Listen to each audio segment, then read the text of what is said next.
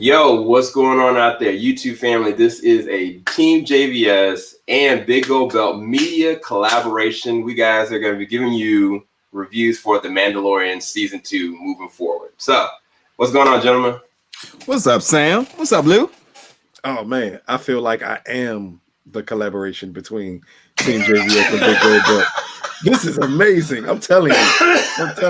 It feels like the NWO when Hulk Hogan came out with Scott Hall and Kevin Nash. That's how I feel right now. I love a good wrestling reference. Oh, goodness. So, yeah, before we even get into this, I wanted to pick you guys' brain. We're going to be doing a full spoiler filled recap of Season 1 on Nate Jur's channel, Big Gold Belt Media. But what would you guys' feelings on Season 1 real quick before we even dive into Chapter 9?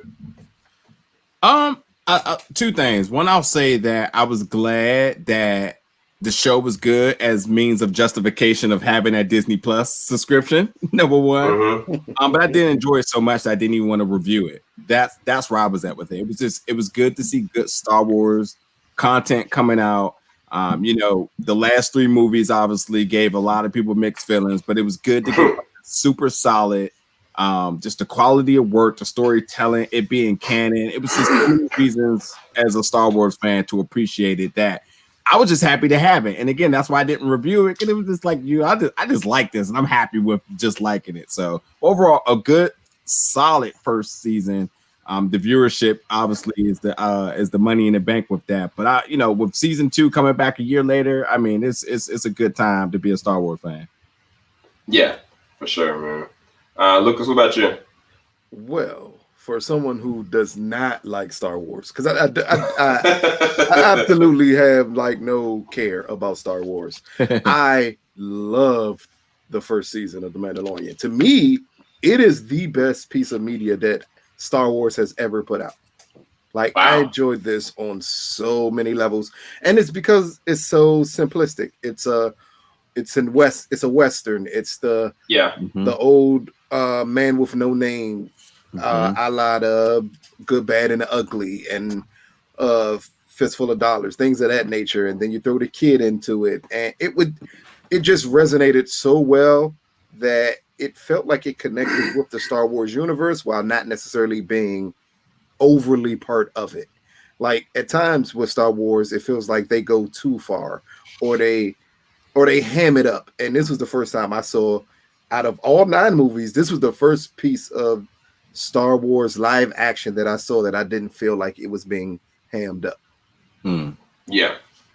Yeah, no, I can definitely agree to that. I mean, from a visual standpoint, it felt like a movie production, but in terms of the way that the story was going, it felt like it was its own thing. I couldn't even really pinpoint at what point it took place until I started picking up on the references. But as far as Season 1, I really dug it. I think that's a good segue, though. Speaking of Western, in episode 1 of Season 2, which is Chapter 9, right? Yes, Chapter 9. The name of this one's called The Marshal. So you got your boy from Justified, who Mondo actually intercepts while going to this Tatooine again, because just to recall back a little bit, I don't want to spoil too much about people that didn't see the end of Season 1, but you should. It's been a year. If you haven't seen it, you deserve for it to be spoiled for you. Yeah, and also keyword Chapter 9. So, yeah, exactly.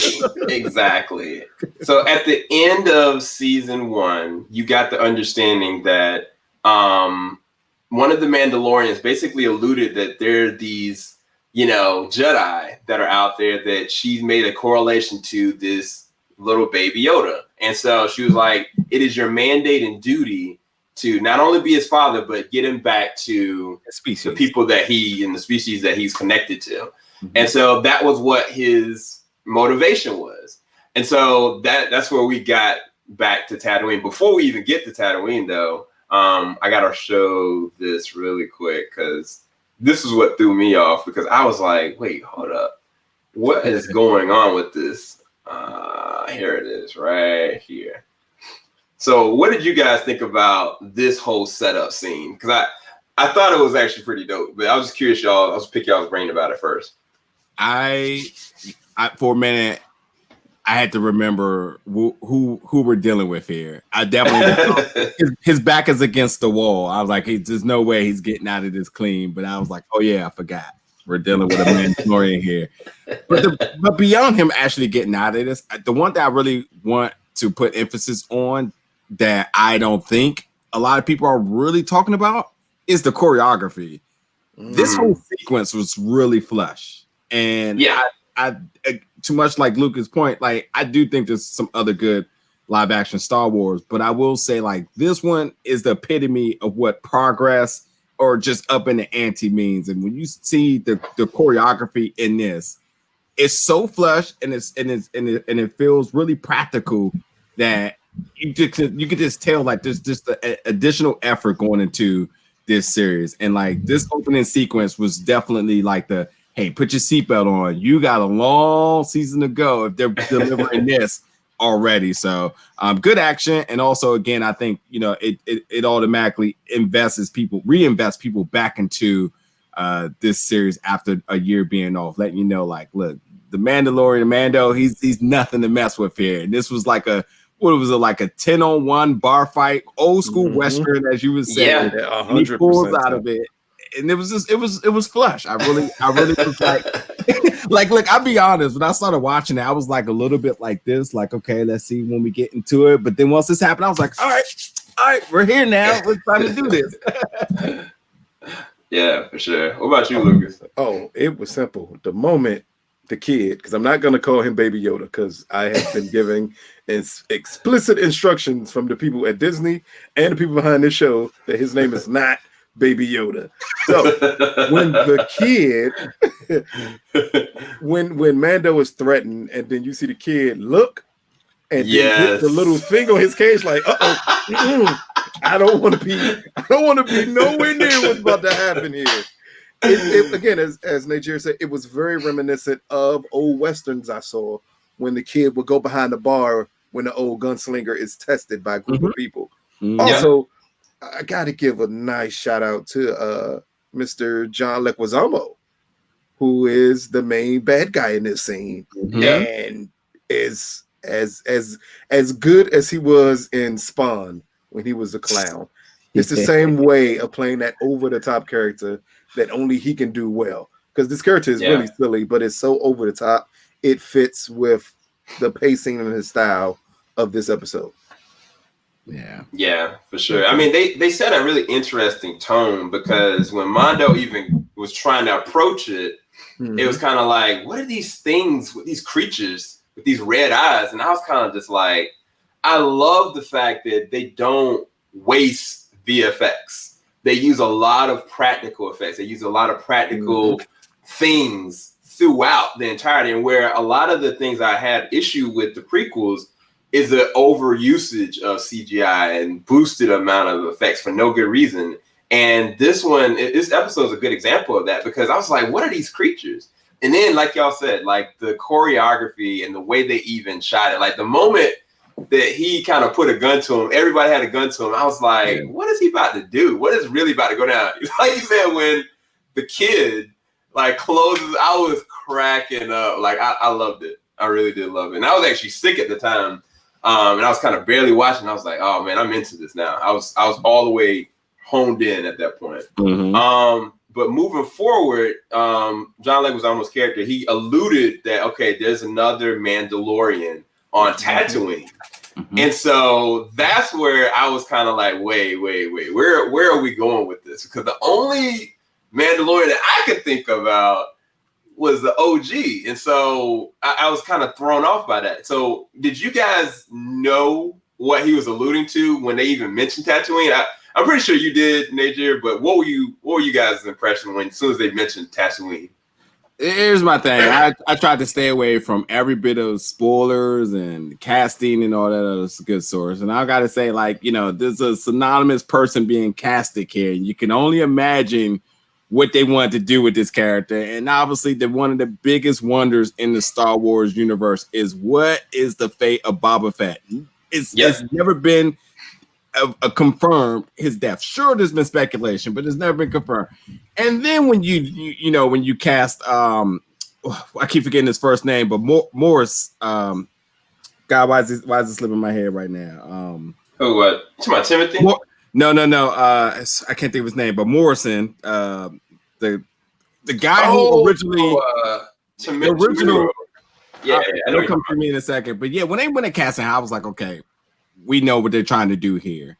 Then obviously with some other casting, we know exactly we knew what these castings were going to be for. But you figure if they're bringing his name in, if they're bringing Morrison in, then they're obviously going to bring back Boba Fett. They're going to tell that story, whatever it may be. The biggest thing to me was like, that seems like a big plot element. But we're going to do this first episode. We're going to look for Boba Fett the first episode. That's what we're doing. So that was kind of the thing for me. I was thinking to myself like, oh, okay. So the rumors and then obviously the casting, and then we're doing this right away on episode 1. So okay, cool. So I wasn't totally surprised about the idea that they brought up another Mandalorian. It's just the idea that they pulled the trigger on this in the plot for this season already. So definitely cool. Yeah. And Lucas, did you have any idea of who they were alluding to? That is the only city I know of in Star Wars. That's it. Like I didn't fully grasp why I knew what that city was, but I was like, wait a minute, that sounds awfully familiar. I don't know how many times I've heard that city, and then it clicked. I was like, for me, the original Mandalorian. I said, so I wonder, are they going to try to pull that out? Again, as Nature said, it's amazing that they did this in the first episode, which means that they're like, we're not wasting any time like on anything here. We're going to throw it right into this. And I know at that point, it got anyone who loves Star Wars, the past movies or anything of that nature, like the hair on their arms rose up the moment that was said. And I think it was a cool moment to have. Yeah. And just to even add to that, one thing that go ahead. Tamar Morrison, that I could not think of his name for anything. And just to be clear, he played Jango Fett back in the day, obviously the father, and he also voiced Boba Fett in one of the old ones, the Empire Strikes Clone Back. Wars. Yeah. Even in the animated joints, the Clone Wars saga, as well as the Rebel series, he also voiced Boba Fett as well, and I guess the older stormtroopers as well. But yeah, I mean, they have been alluding to, because this wasn't the first time that the Mandalorian had been to Tatooine. He had been there before, and and the last time he was there, it was almost kind of a setup. Because there was a young guy, he was trying to get a part of the guild, and the guy ended up turning coat on him, and he killed the guy. And we never knew what happened to the assassin. I think the assassin's still alive, but we don't know. But either way, when he started communicating with the Sand People, I was kind of just like, I ain't with the Sand People, man. The only thing I can think of when I think about the Sand People is what happened to Anakin's mama. I ain't never forgave them, for what happened to them. Wow. Like, I've been like having a hatred towards these people for a grip. And this episode, I said before, I was like, y'all better not try to make me feel empathetic or sympathetic towards this race of people. But they really did do their groundwork with showing, what they're doing, why they're there, and what their communication with the town that's right next to them. And I mean, unfortunately, I did feel sympathetic for them. Unfortunately, I did feel connected to them in a deeper way that Star Wars universe had never really dared to go into. And I was really surprised how they actually fleshed out the Sand People in this specific episode, and also making a bridge connection to the town as well. Because the town, when the Mandalorian gets there, he's looking for, of course, Boba Fett. We don't know. He doesn't know what Boba Fett is. But immediately, there's this scene right here, and then you see a Mandalorian walk through, and I'm like, is that Boba? I'm like, no, there's no way. That dude's way too thin. I was like, there's part of the armor there, but there's something wrong. And that's where you got my man from the Justified. He kind of comes into the fray, and he's basically like, yeah, this isn't my armor. But he tells the story of what happened after the Empire fell and how everybody thought it peaches and rainbows, but it really wasn't. There were consequences to the actions, even for the good actions that happened. And I was curious, what did you guys think about, what's his name, Mob? What is his name? Oh, no, Cobb. It's Cobb. Cobb. Yeah, Cobb Vanth. What did y'all think about his character? I think he's one of those ones where it's like you say, you say he hoped to run paths again. I think that's where I'm at with it. I thought for what he did in this episode, his story, his background, the knowledge, and also kind of the cohesiveness between him and Mando. I'd like to see them collab again sometime during later in the season. But for right now, I think his character absolutely is going to be a character that the fans are probably going to want to know more of. Now, sure, he's been mentioned in one of like the novels, I believe it was. So, I'm sure that's definitely happy for people who's following all the novels to see this person come to life in a live action. But for me, or just anybody else who doesn't read all the novels, then it's just one of those characters like, I hope they do more with them at some point. So I'll say a very good, solid first outing for Cobb. Yeah. And what about you, Lucas? It would just be good to see him brought back later on in the season. Just in a miscellaneous way, though. No, like, big, we got to bring him back type thing. I think if you do it in a proper way, it could come across as really well done. So, I mean, as a character in this episode, though, it was a solid character. It's what I expected them to pull off, especially with an actor with the caliber of talent that he has. So I was expecting him to be able to pull this character off. And again, it made it an interesting character. And I think that's the key here of no matter if it's going to be a one and done, the character still has to be interesting. Exactly. And it makes you want to know more. I love the setup from the beginning of them showing the Death Star blowing up over and over again. And finally, to me, because again, I don't read novels, I don't do the cartoon series, I don't do any of that. So finally to point out in live action that yes, it was a beautiful moment when that happened, but that don't mean everything went to rainbows and everybody was happy and everything was peaceful from that moment on. It showed that the moment that power was taken from one, it automatically opened it up for anyone to think they could come in to a township like this and completely take over the citizens. I think that's a very Western thing to show that when the big bad falls, that does not mean it's going to be peace for everyone because it creates a power vacuum that someone must attempt to plug. Yep. I will say this too. When you consider Cobb's character and then being a pseudo hero, it's a flat out hero here. Somebody at the end of this episode probably won't be too happy with somebody, wearing their armor and pretending to be them. So considering Western storytelling here, I hate to say it, but this may be a casualty for the better good of the story here. So we'll see.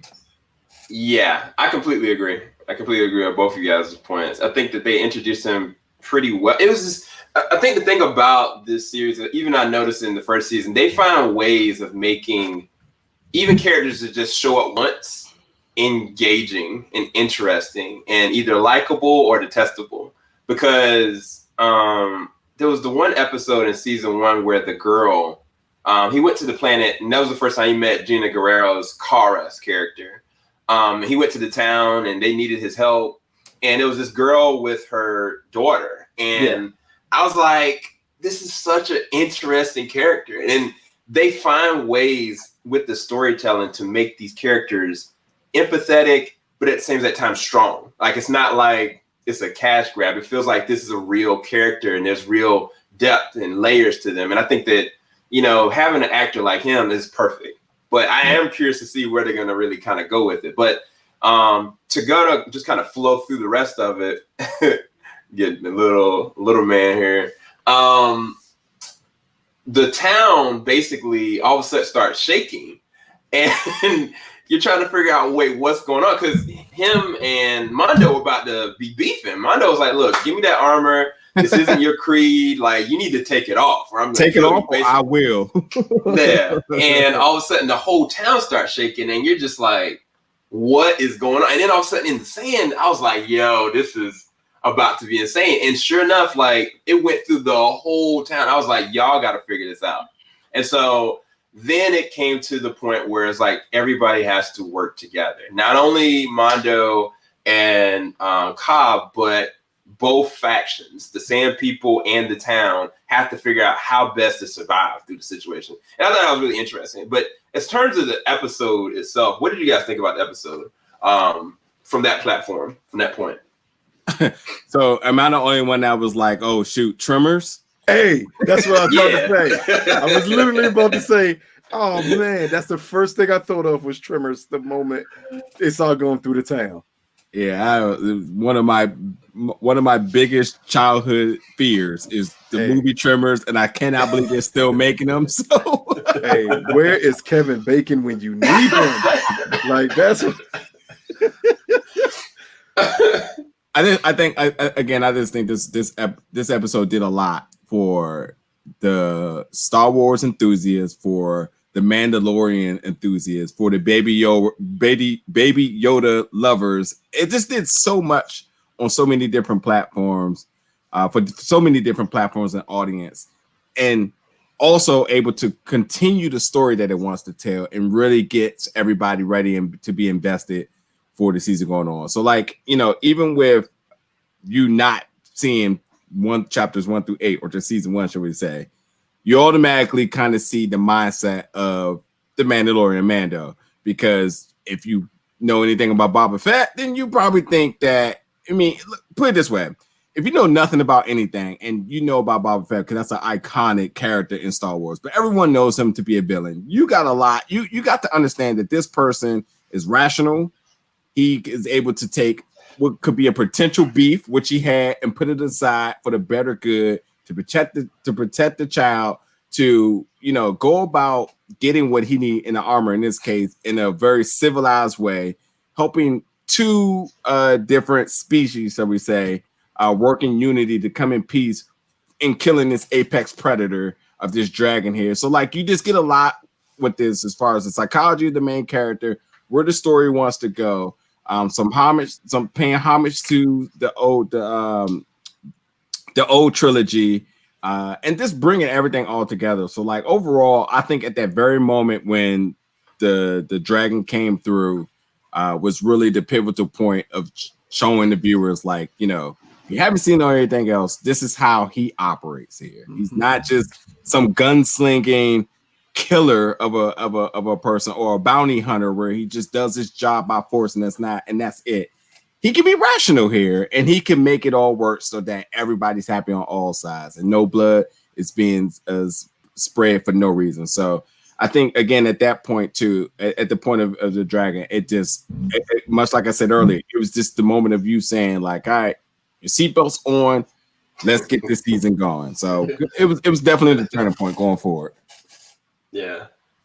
What about you, Lucas? It was just a nice introduction back into this world for a first episode.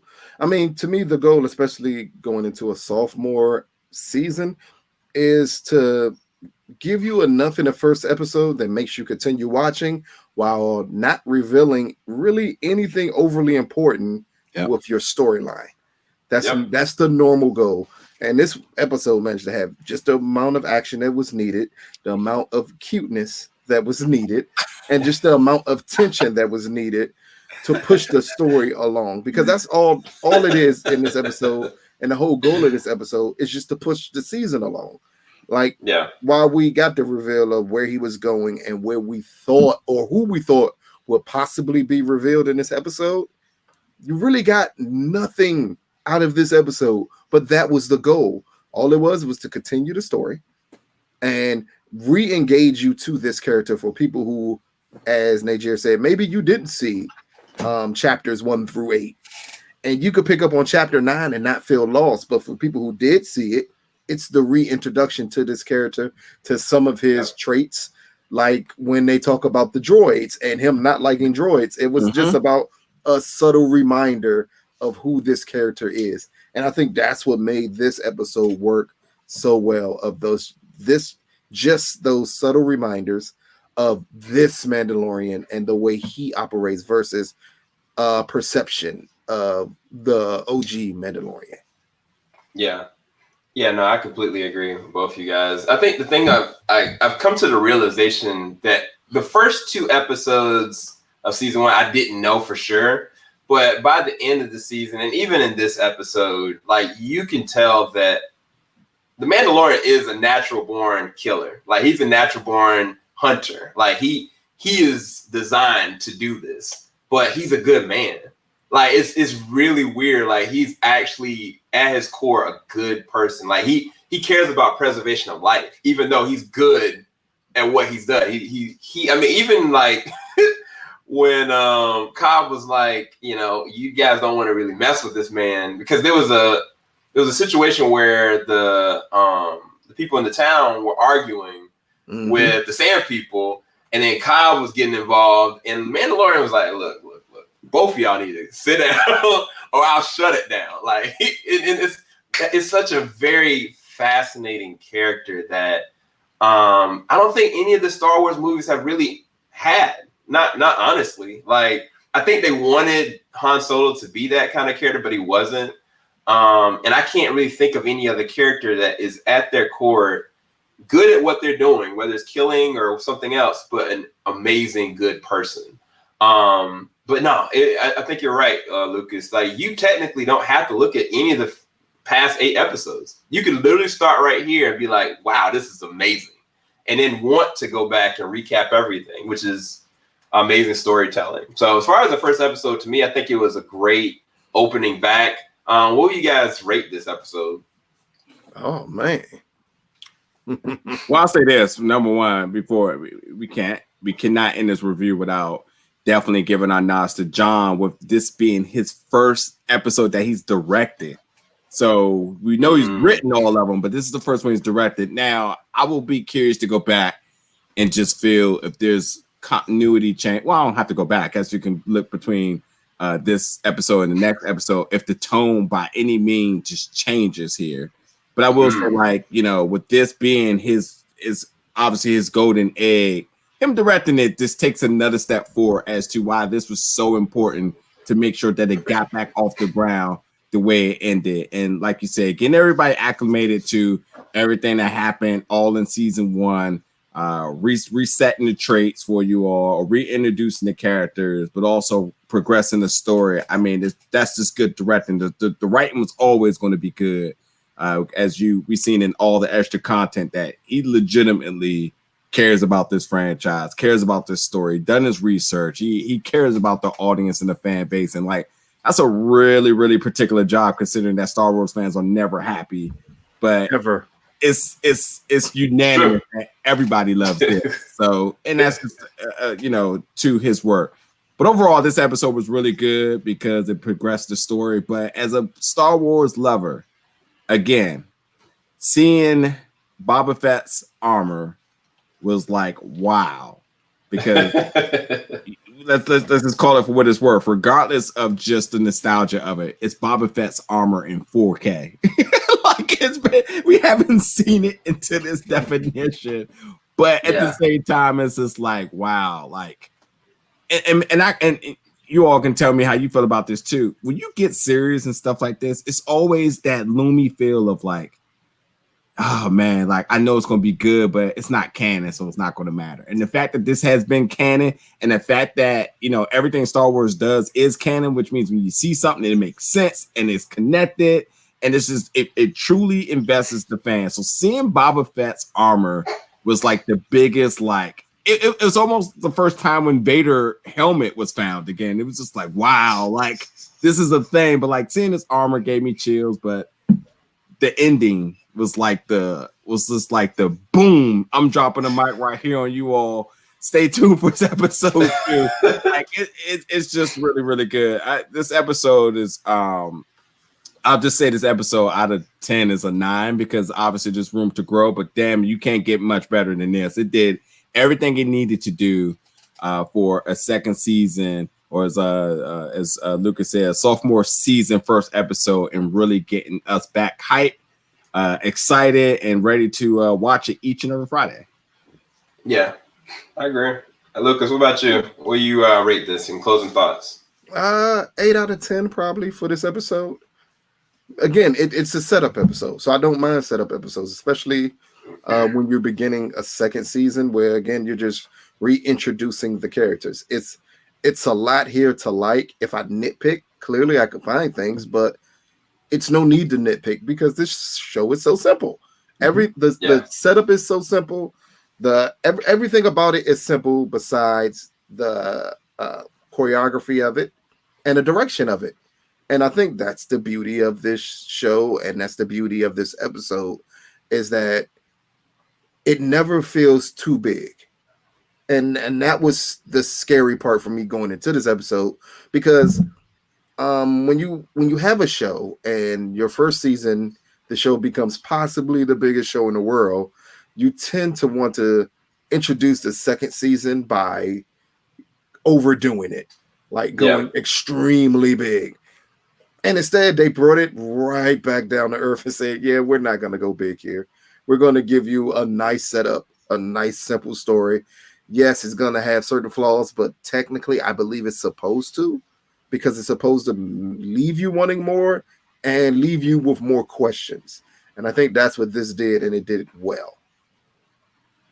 Yeah, I completely agree, because now that leads me to believe that when the assassin was intercepted by somebody, that it may have been him, which you guys know what I'm talking about. I'm not trying to spoil anything, but it may have been the other Mandalorian. So, I mean, there is so many added layers now that I don't know where they're going to kind of go with this, but I do love that they pose brand new issues and questions, and it's kind of like Boba. Never mind, I can't say it. I don't want to spoil it. We haven't even really talked to you guys about. You cannot. You need to cut like a. This has got to be at this point. You got to talk about the closing scene. You got to, because. Oh yeah, I'm gonna say you spoil. This is a spoiler discussion. There's literally no reason to keep anything out.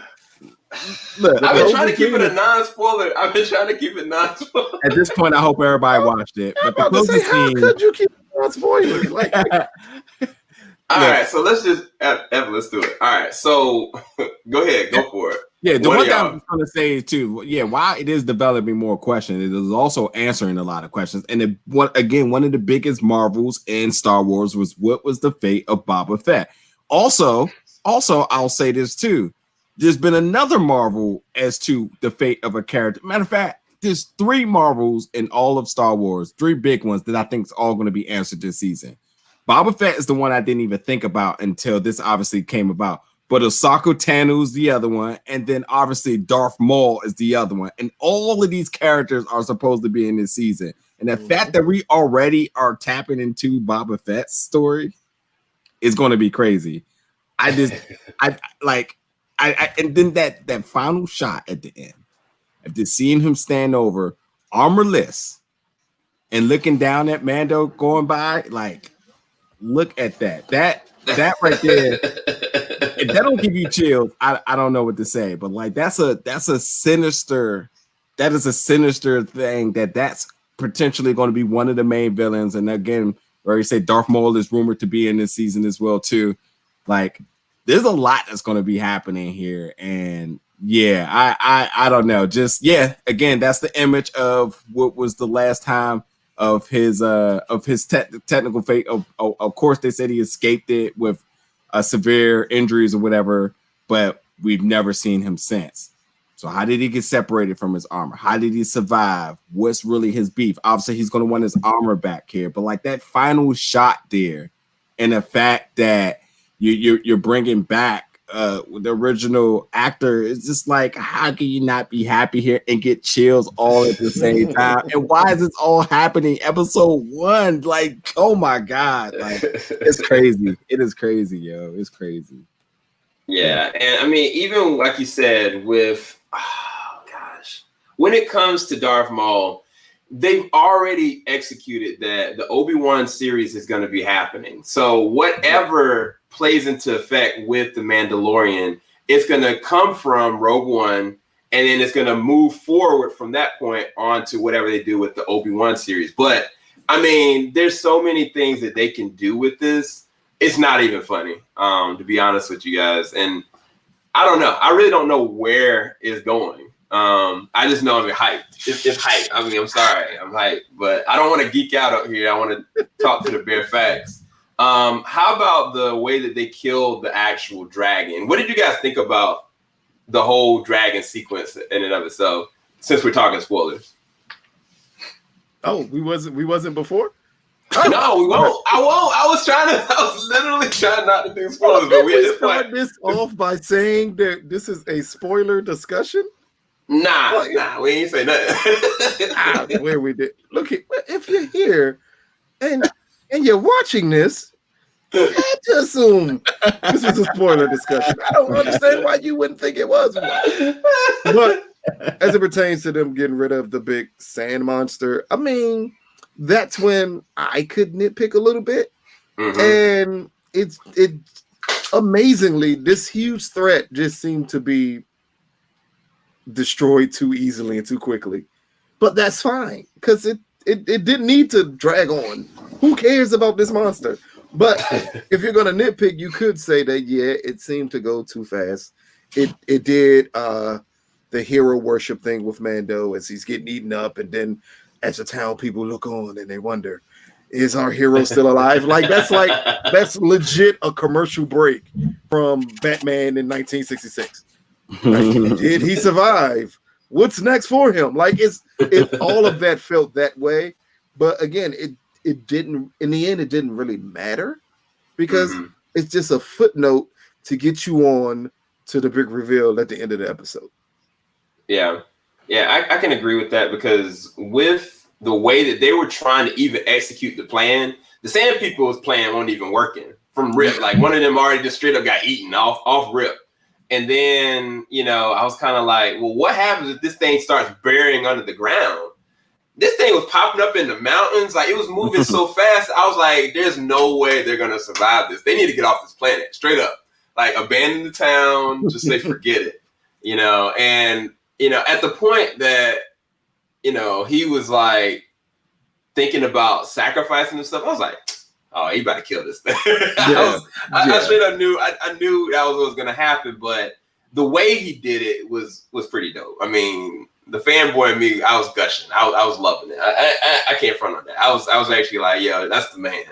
But that thing was massive, dude. Like, it was so long and fast, and I was kind of just like, realistically, I don't know if y'all would have been able to stop this. Like, y'all need like some extra help to deal with this. Yeah. And the other thing is kind of like, and I guess it's the biggest question for Najir, how did Boba survive? How is that even possible? I think you always got to kind of nod back to the idea that the Mandalorian armor is indestructible. So, yeah, and this is a prime example because as you can see by Exhibit A, the first Mandalorian, to everyone's knowledge, also escaped this. So it makes sense because it made sense before.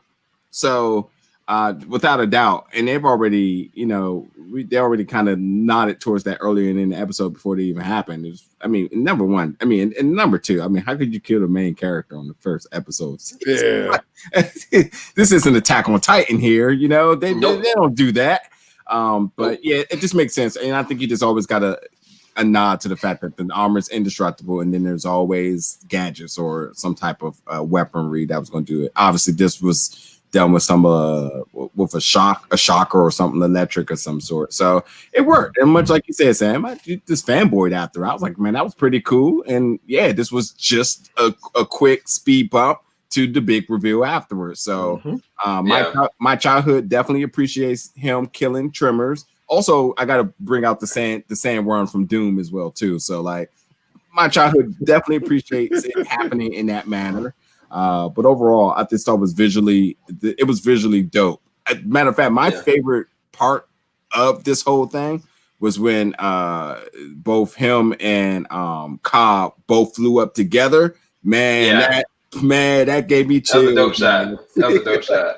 I was geeking about that too, because I was kind of like, Mondo, are you even trained in this? Like, I mean, last time we talked about this, like you sitting there was supposed to go through procedural trainings before you get in. Anyway, that's neither here nor there. But the weird thing was, I was like, when the word came, I was like, is Dune a part of Star Wars? Like, I legit had a question for a second. I was like, this ain't the same universe, right? Like, what? But no, it was a good first episode. I'd rate it at like an 8.5 or a 9 out of 10. I anything that I have would just be kind of be nitpicking or be fanboying for no good reason.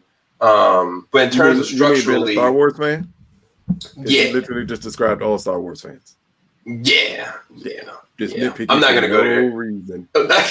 No reason. I mean, it's some that hate this episode. I've seen them. I synced them online. They hate this episode. They hate this show. They hated the reveal at the end. I swear, it is literally like y'all can't be happy. Y'all can't be happy. Look, this is not what this show is about. We're just here to talk about episodes. Like, y'all can take it what y'all want. Tune in next to the show where we badmouth all you. Like, I'm just joking. Yeah, but no, I did enjoy it, and I don't got nothing else. Looking forward to the next episode. We'll be back maybe next Sunday or next Monday. So definitely, guys, tune in. Go to the description bar below. Where can everybody find you at, Najir, and your channel? In the description below. Oh my God, I can't with you. And Lucas, you gonna say the same thing, aren't you? I mean, literally. on like, come on, are we serious at this point? You can catch me on either one of these channels. Take your pick. But anyway, you guys, we're out. This was a Team JVS and Big Old Belt Media collaboration. We'll see you guys next week. Take care, everybody.